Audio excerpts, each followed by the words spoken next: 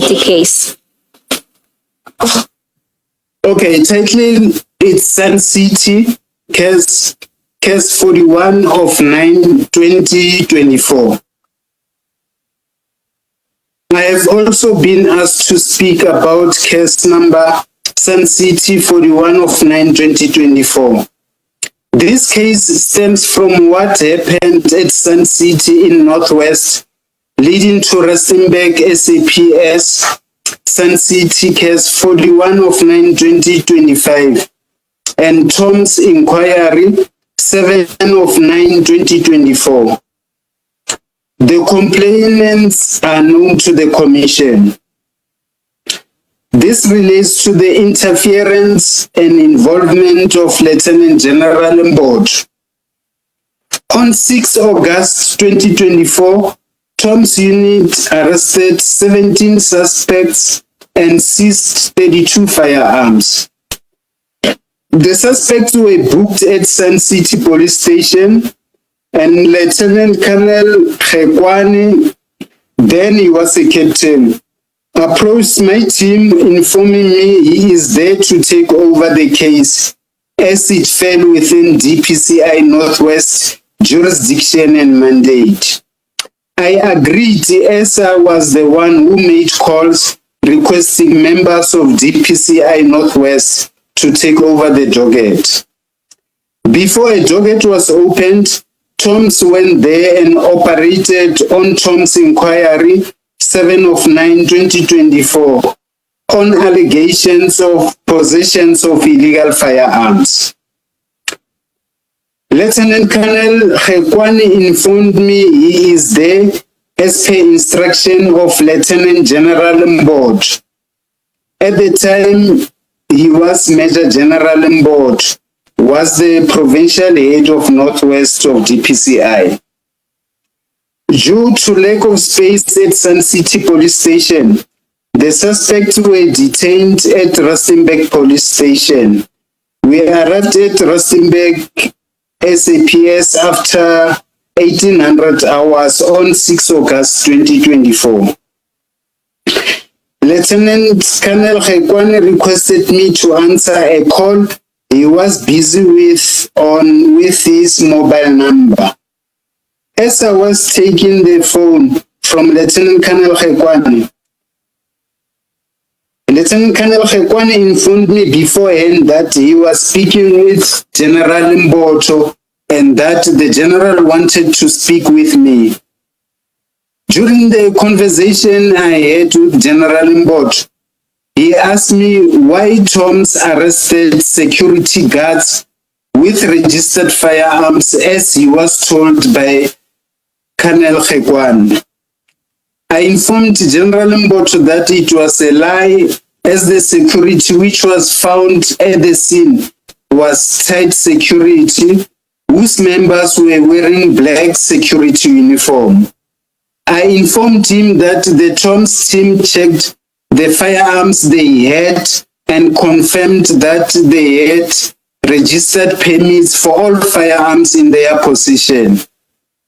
The 17 suspects arrested were in civilian clothing and there were no registered permits and licenses to possess firearms for all 32 firearms seized.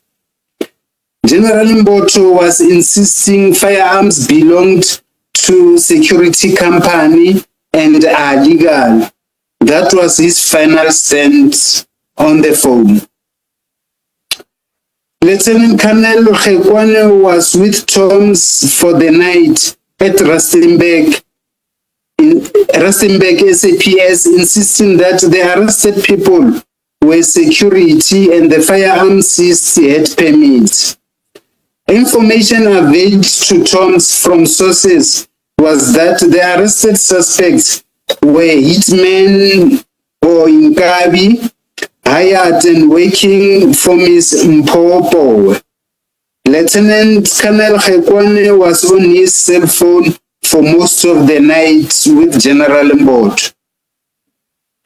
The Tom's team processed the suspects and detained them and booked all 32 firearms in the SAP-13. After midnight on 7 August 2024, I received a call from my section head, Brigadier Smith, who informed me that the national head, Lieutenant General Libya, was trying to call me and I was not answering his calls. Brigadier Smith asked me to call back the national head.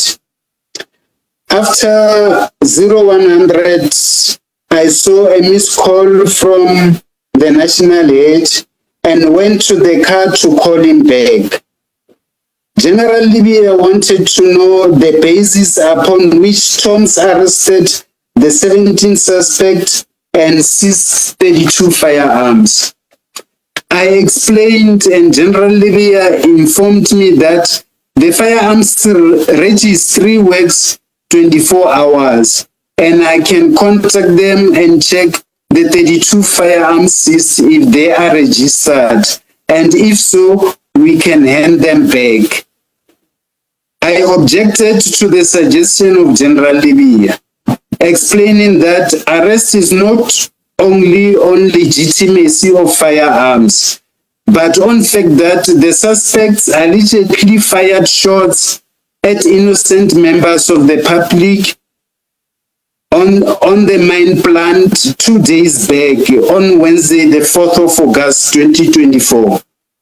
I therefore wanted all 32 firearms to be sent to ballistics to be assessed and checked to identify firearms that shot on the said day.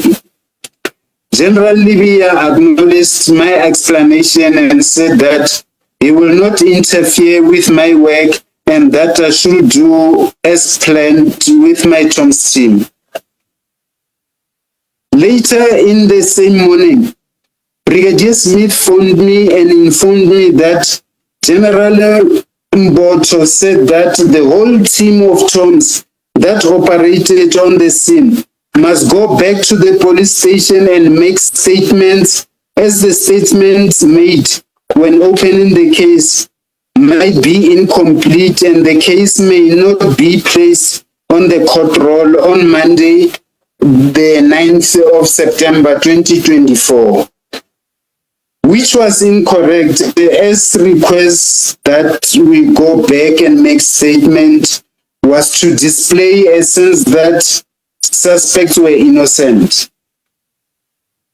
I informed all members of Thoms that were present on scene that we go back and meet at Rustenburg SAPS again to provide statements.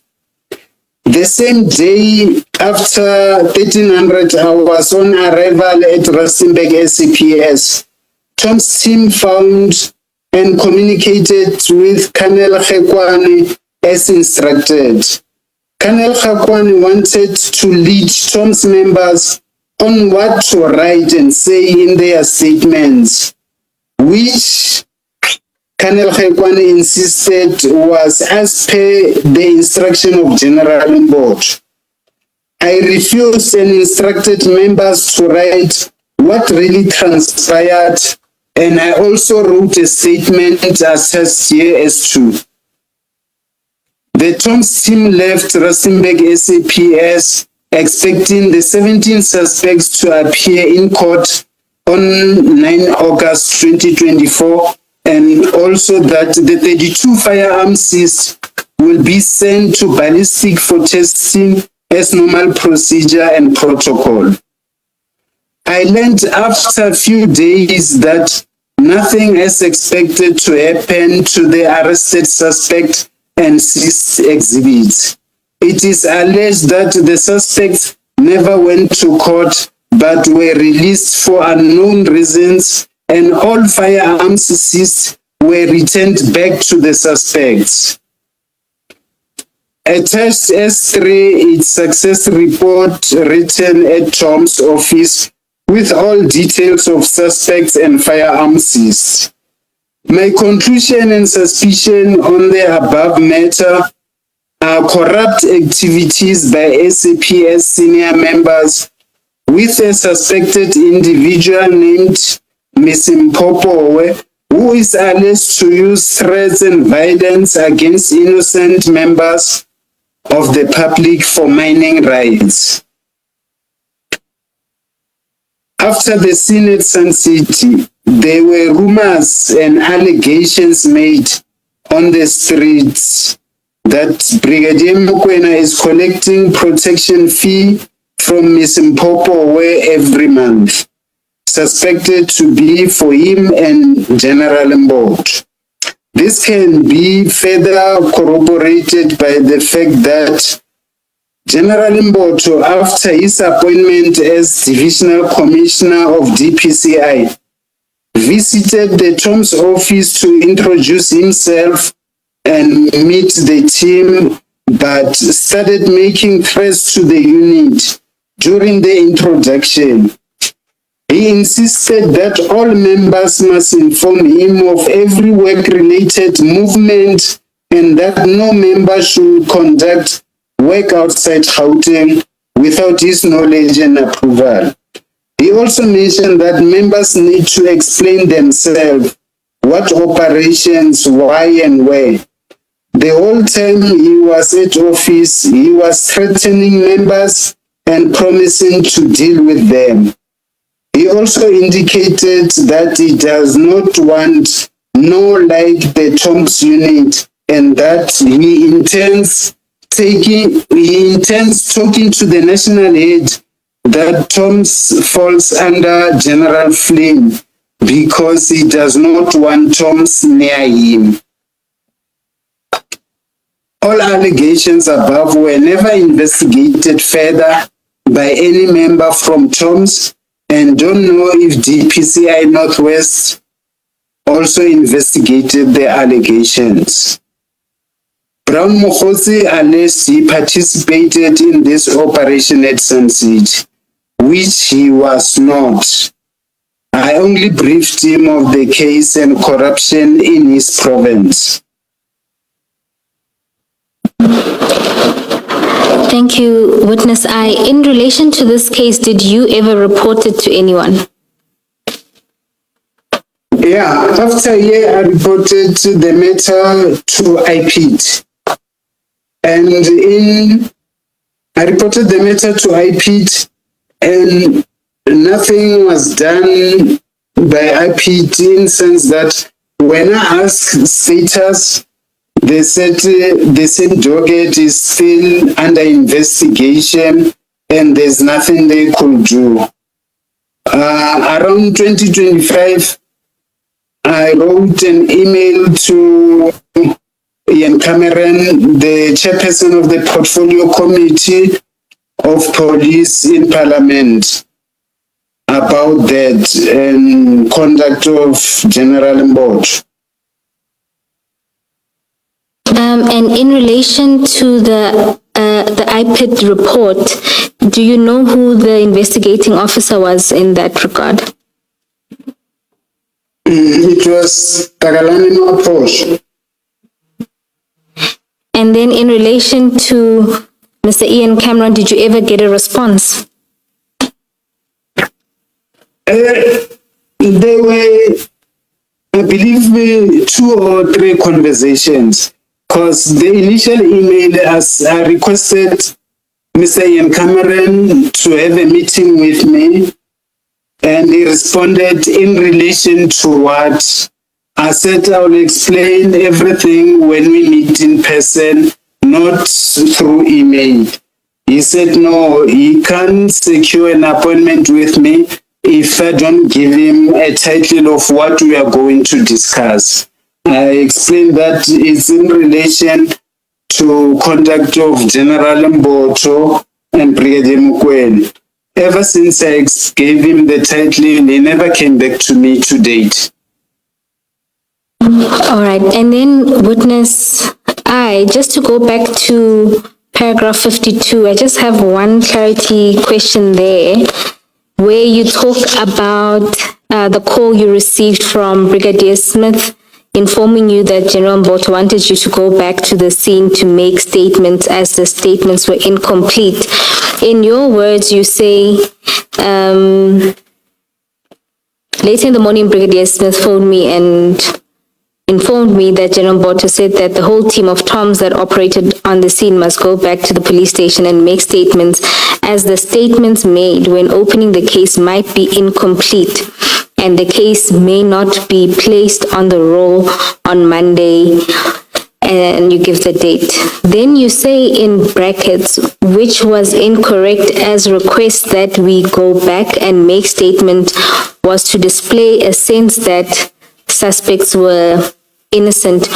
What do you mean? Are you trying to convey to us that they were trying to get you to change those statements, indicating that the people arrested were innocent? Yes, Commissioner, because when we got back, Colonel Gekwani said he wanted to instruct my members on what to put on the statements, which I refused to. And what did he want you to put on the statements? No, we never go to details of what he wanted, because immediately he said, on statements you need to indicate. I said, no, you can't be instructing members on what to write, because they were on the scene, they know what really transpired, they'll write everything that transpired on the scene. You need not to guide them. That's what I said. All right, thank you. And then at paragraph 48, where you talk about the call that you received from General Mboto, you indicated that he was insisting that the firearms belong to security company and that they're legal. Was he asking you to do something, or was he just telling you that that was his view? He was telling me that was his view, but in giving me his view, I sensed that maybe he wanted us to release the suspects with the firearms. All right. Thank you. Those are the clarity-seeking questions on my side, Commissioners. Can I just ask a clarity question? Witness I, at paragraph